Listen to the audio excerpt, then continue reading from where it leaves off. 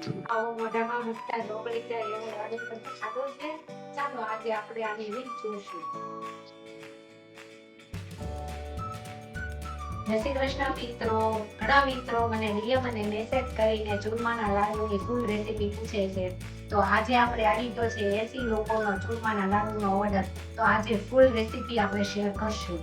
5 kilo ઘઉંનો કરકરો લોટ લીધેલો છે અને આ જે મેં લોટ લીધેલો છે આપણે 1 કિલોમાં 32 લાડુ બને છે. આટલી આવી રીતે મુઠ્ઠી વળી જાય એટલું મોણ આપવાનું લોટને.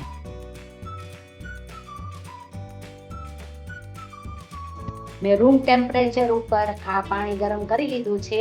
આપણે આ મોણ દીધેલા લોટમાં પાણી નાખીને લોટ બહુ ઢીલો પણ નહીં અને બહુ કડક પણ નહીં એવો આપણે લોટ બાંધી લઈશું.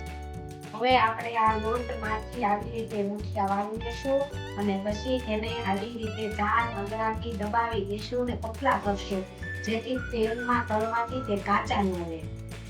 હવે આપણે આ મુઠિયાને ધીમા તાપે તળી લઈશું. કરકરા લાલ થાય ત્યાં સુધી તળાવવા દઈશું. હવે આપણે આ મુઠિયાને ઠંડા કરીને આવી રીતે ભાંગી લઈશું. હવે આપણે આ ભાંગેલા મુઠિયાને મિક્સરના બાઉલમાં નાખીને કરકરો દળી લઈશું. હવે એને આપણે આ ચાળણાથી ચાળી લઈશું.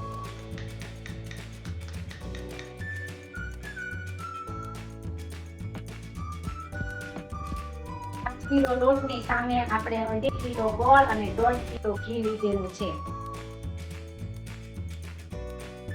હવે આપણે ઘીમાં ગોળ નાખી અને ગોળનો પાક લઈશું. અમારી કાઠિયાવાડી ભાષામાં આને પાયો કહેવામાં આવે છે.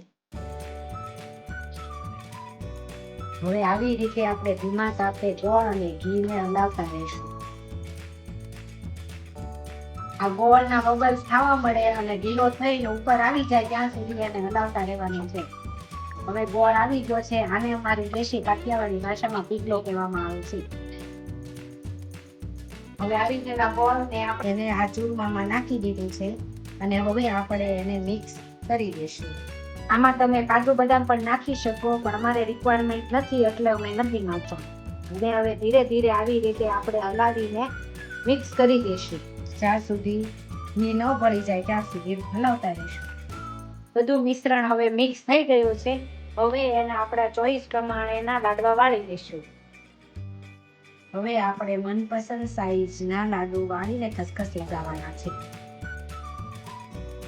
હવે ઘણા લોકોને સવાલ થશે કે ખસખસ શું કામ લગાવે છે પણ લાડુ પચવામાં મદદ કરે છે એવું મેં સાંભળ્યું છે.